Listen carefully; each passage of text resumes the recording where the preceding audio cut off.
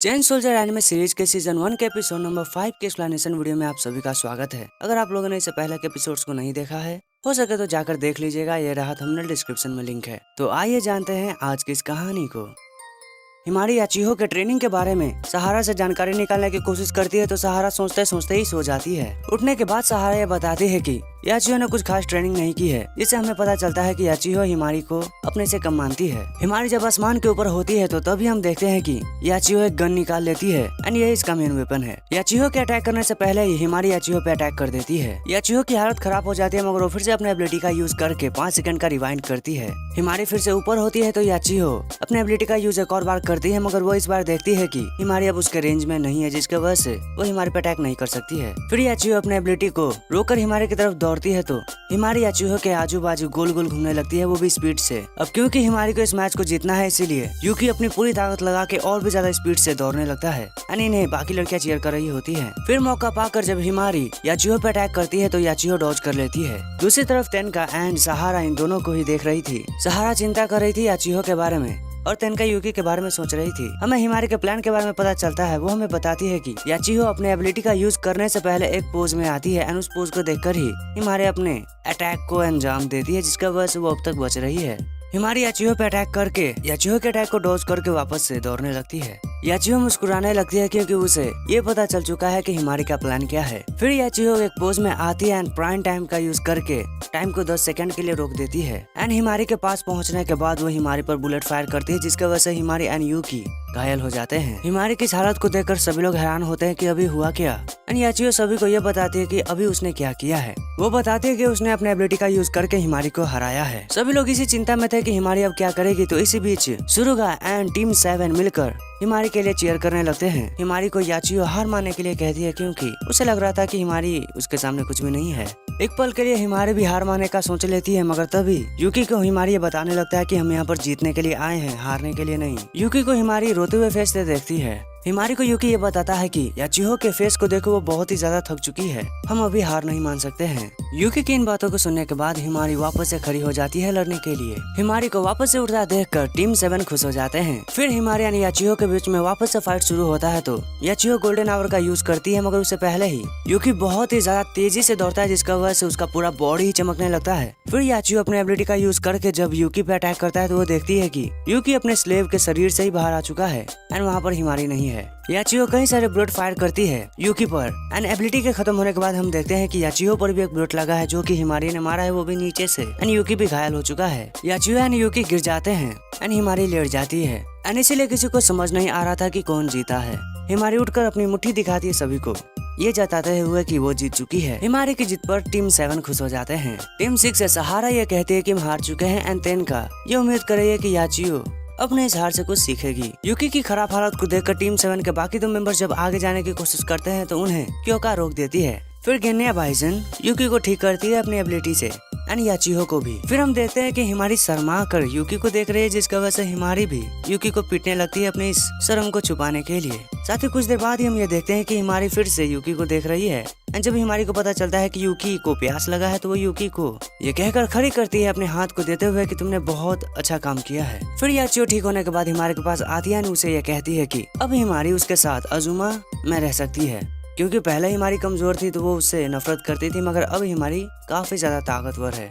मगर याचिहो के इस प्रपोजल को हिमारी उसके मुंह पर ही ना कह देती है एंड याचिहो का हाल ऐसा हो जाता है एंड याचिहो के इस हाल पर तेनका एंड सहारा याचिहो को सहारा देते हैं। हिमारी फिर घर के अंदर आती है एंड फ्रिज से ड्रिंक निकाल कर पीने लगती है। यूकी फ्रिज के पास जाता है क्योंकि उसे भी प्यास लगी है एंड नाउ ईयरफोन या हेडफोन पहन लो क्योंकि म्यूजिक ऑन हो चुका है। यूकी फ्रिज से ड्रिंक निकालने के लिए अपने हाथ को आगे करता है तो हिमारी यूकी का हाथ पकड़ लेती है एंड यूकी के सर पर हाथ रखने के बाद उसे अपने करीब करके उसे किस करती है एंड जो मिल्क अभी अभी हिमारी ने पिया था वो यूकी को अपने मुंह से ही पिलाने लगती है। इसके बाद हम यूकी का लाल फेस देखते हैं। यूकी ये सोच रहा था कि क्या ये मेरा रिवॉर्ड है। हिमारी का हम ऐसा फेस देखते हैं, हिमारी कहते हैं कि लगता है कि ये शुरू हो चुका है। दूसरी तरफ तेनका याचिहो को ये समझा रहे थे कि आज के इस मैच में तुम इसलिए हारी हो क्योंकि तुमने अपने ओपोनेंट को कमजोर समझा, यानी कि ओवर कॉन्फिडेंट होना अच्छी बात नहीं है, तो अगली बार से कॉन्फिडेंट रहकर अपने हद में रहकर अच्छे से फाइट करना। याचियो कहते हैं कि ठीक है मैं समझ गई। साथ ही मैं ये नोटिस कर रहा हूँ कि तेनका कुछ ज्यादा ही इंटरेस्ट दिखा रही है यूकी में। दूसरी तरफ क्योका ससुरुगा यह कहती है कि वो अब तक नहीं आए हैं, सिर्फ पानी पीने में इतना ज्यादा टाइम तो नहीं लगता है, वो कुछ ज्यादा ही टाइम ले रहे हैं। इसलिए सुरुगा वहाँ पर जाकर चेक करेगी क्योंकि प्यास उसे भी लगी है। दूसरी तरफ हिमारी यूकी के बहुत करीब आकर उसे थैंक यू कह रहे थे क्योंकि यूकी के वजह से वो आज जीत चुकी है। फिर हिमारी यूकी को किस करती है। मैं एक्सप्लेन तो नहीं कर सकता हूँ मगर तुम देख सकते हो कि क्या हो रहा है। यूकी को लगता है कि ये उसका रिवॉर्ड नहीं है मगर हिमारी कहने लगती है कि ये रिवॉर्ड का ही पार्ट है, मेरा खुद का इंटेंशन नहीं है। अब ऐसा सही में है या नहीं ये तो हमें भी नहीं पता है। फिर हमारी ये कहते हुए कि ये कैसा रिवॉर्ड है, वो यूकी को पकड़ती है इस तरह से किस करने लगती है। ये किस का सिलसिला काफी देर तक चलता है। इसी बीच रेंतारो के जैसे ही यूकी ये कहने लगता है कि मैं हिमारी के लिप्स को फील कर पा रहा हूँ, उसकी जीभ काफी पतली है और उसके लिप्स बहुत ज्यादा सॉफ्ट हैं। यूकी घबरा कर हिमारी से कहने लगता है कि बहुत वक्त हो चुका है कि हम वापस नहीं जाएंगे। यूकी कुछ कदम पीछे लेता है तो हिमारी अपने कदम आगे बढ़ाती है एंड कमांडर के बारे में कुछ बातें बोलकर हिमारी अपने जीभ से ये करने लगती है यूकी के साथ। कुछ देर तक ऐसा करने के बाद यूकी का हालत खराब हो चुका है। हिमारी यूकी से माफी मांगती है क्योंकि वो शुरू से ही यूकी के साथ बहुत ज्यादा सख्ती से रही है। हिमारी ऐसे वक्त में कहती है कि मुझे लगता है कि लड़के उतने भी बुरे नहीं होते हैं। फिर हिमारी वापस से अपने ओठों को यूकी के पास लाती है, किस करने लगती है। वहीं पर हम देखते हैं कि सुरुका इन दोनों की इस हरकत को देख चुकी है एंड हमें पता है कि सुरुका कैसी है, तो इसलिए वो कहती है कि मुझे लगा नहीं था कि बॉडी को लाइन पर रखने का मतलब ये है। फिर हमें बाहर का सीन दिखाया जाता है जहाँ पर अगले मैच के लिए सहारा अपने बॉडी को स्ट्रेच कर रही है एंड स्ट्रेच करते करते ही वो खड़े खड़े ही सो जाती है। फिर तेनका सहारा को उठाती है, उसे पूछते हैं कि सहारा तुम कैसा फील कर रही हो, तो सहारा बताती है कि मैं अपना बेस्ट दूंगी जो कि मैं हमेशा ही देती हूँ। अगला मैच होने वाला है सहारा एंड सुरुगा के बीच में। फिर हम इसके बाद हम कुछ लड़कियों को देखते हैं, ये कपड़े हैं। हमें वापस उस सीन को दिखाया जाता है जहाँ पर हिमारी एंड यूकी किस कर रहे थे एंड इन्हें देखकर सुरुगा को लगता है कि ये फेयर नहीं है। बैटल ग्राउंड में हम दूसरी फाइट की स्टार्टिंग को देखते हैं, सुरुगा वर्सेस सहारा। फाइट में जाने से पहले सुरुगा यूकी को ये बताती है कि वो अच्छे से देखे क्योंकि यूकी को सुरुगा इम्प्रेस करना चाहती है एंड सुरुगा यूकी से रिवॉर्ड चाहती है अगर वो इस मैच को जीतती है तो। यूकी को कुछ समझ नहीं आता है। दूसरी तरफ याचियो जो कि मैच को हार चुकी होती है वो टीम 7 को देखती है, तो इसी वक्त तेनका याचियो को चीयर लीडर बना देती है। फिर इन दोनों का फाइट शुरू होता है। फाइट के शुरू होते ही सहारा सुरुगा पर किक मारने की कोशिश करती है मगर सुरुगा डॉज करके सहारा की उसी किक को पकड़ के सहारा को गोल गोल घुमाकर नीचे मार देती है एंड फिर एल्बो से मारने की कोशिश करती है मगर सहारा हट जाती है जिसका वजह से सुरुगा को ही चोट लगता है। फिर सहारा सुरुगा को उठाकर पटक देती है। सुरुगा ठीक थी मगर सहारा थक चुकी थी, इसलिए सहारा अपने एबिलिटी का यूज करने का कहती है। सुरुगा पैराडिज्म शिफ्ट करके बहुत बड़ी हो जाती है तो सहारा सुपर साइयन मोड का यूज करती है। ड्रैगन बॉल जी चल रहा है क्या? फिर सुरुगा एक पंच मारती है सहारा पर, तो सहारा डॉज करके सुरुगा को एक थप्पड़ मारती है। हमें पता चलता है कि सहारा की एबिलिटी का नाम है मैट सिप। इसकी मदद से सहारा अपनी पावर को 3 गुना बढ़ा लेती है। सहारा को सुरुगा किक करने की कोशिश करती है तो सहारा सुरुगा के पैर पे एक पंच मारती है जिसका वजह से सुरुगा रोने लगती है। सहारा फिर सुरुगा पे ढेर सारे पत्थरों से अटैक करती है एंड पत्थरों के बीच में छुपकर सहारा सुरुगा को एक पंच करती है जिसका वजह से सुरुगा गिर जाती है। सुरुगा यूकी को देखकर यूकी को ऐसा फैसला बनाने के लिए कहती है क्योंकि अब सुरुगा जीतने वाली है, ऐसा वो मान रही है। हमें फिर सुरुगा का पास्ट दिखाया जाता है जहाँ पर सुरुगा के पास 2 लड़की होती है एंड वो दोनों लड़कियों में से एक लड़की बात कर रही थी कि बॉयफ्रेंड होना बहुत ज्यादा लकी बात है क्योंकि उस लड़की के पास है एंड इस वर्ल्ड में बॉयफ्रेंड होना बहुत ही रेयर बात है। मगर सुरुगा को बॉयफ्रेंड से कोई भी इंटरेस्ट नहीं है क्योंकि वो डीमन डिफेंस फोर्स को ज्वाइन करके मजे करेगी। मगर अब क्यों सुरुगा ने देख लिया कि बॉयफ्रेंड वाकई में होता किस काम के लिए है तो उसे बॉयफ्रेंड चाहिए।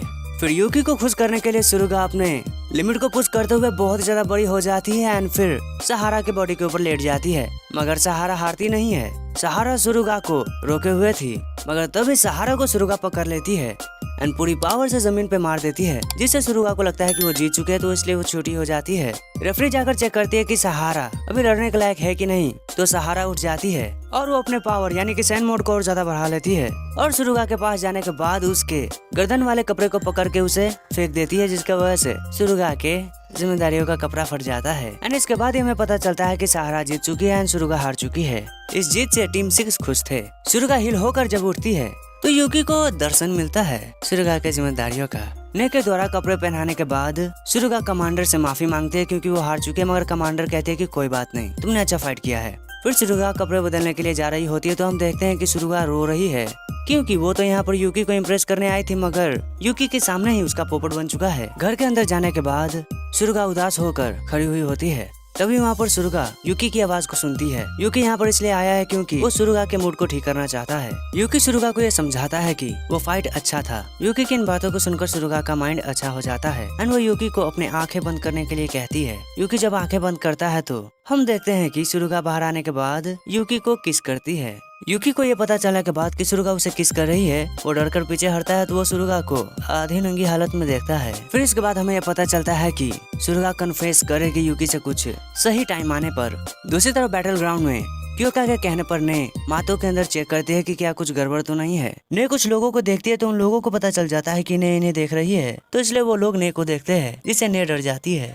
फिर ये लड़की जीभ निकाल कर ये बताती है कि महायुद्ध अब शुरू हो चुका है। ने क्योका को कुछ बताती कि उससे पहले बहुत सारे सुकी वहाँ पर आ जाते हैं। सुकी बैरियर पे अटैक करते हैं तो बैरियर नहीं टूटता है, जिससे गिना बहुत ही ज्यादा खुश हो जाती है। साथ ही वो अपनी बड़ाई करने लगती है कि ये बैरियर बहुत ज्यादा मजबूत है। मगर तभी वहाँ पर एक ह्यूमनाइड आकर अपने एक पंच के वार से ही बैरियर को चकनाचूर कर देता है। क्योका कंपटीशन को रोककर सभी को इनसे फाइट करने के लिए कहती है। तिनका पोर्टल ओपन करके दूसरी तरफ चल जाती है सभी से लड़ने के लिए। क्योका फिर एक बहुत बड़े सुकी को अपने एक वार से ही खत्म कर देती है। सुरुगा एंड यूकी भी बैटल को ज्वाइन करते हैं। सुरुगा आते ही बहुत बड़ी हो जाती है एंड सुकी पर हमला करने लगती है।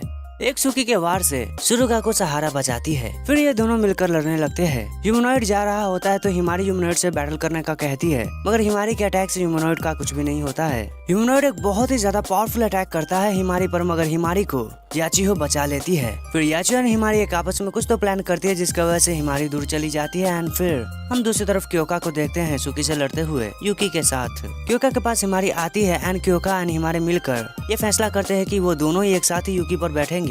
फिर यूकी हिमारी के हाथ को किस करने के बाद गोकू के जैसे चिल्लाते हुए ट्रांसफॉर्म होकर एक बहुत ही खतरनाक सुकी बन जाता है। दोनों लड़कियों को अपने पीठ पर बैठाने के बाद अपनी बहन के जैसा यूकी मूव यूज करता है, जिसकी वजह से बहुत से सुकी मारे जाते हैं। इस मूव की पावर बहुत ही ज्यादा होती है। साथ ही हमारी याचियो की चिंता करने लगती है तो क्योका उसे चिंता ना करने के लिए कहती है, क्योंकि 6th स्क्वाड के पास तिनका है। ने से ये पता करने के बाद कि यहाँ पर 2 ह्यूमनॉइड हैं, तिनका पोर्टल ओपन करके चली जाती है। तिनका सभी को लड़ते हुए देखकर खुश होती है। खुश तो गिना भी होती है, मगर वो ये चाहती है कि वो क्योका एंड तिनका दोनों के ही फाइट को देखे, मगर वो ऐसा नहीं कर पाती है। मगर ने बताती है कि वो ऐसा कर सकती है अगर वो ने को छुए तो।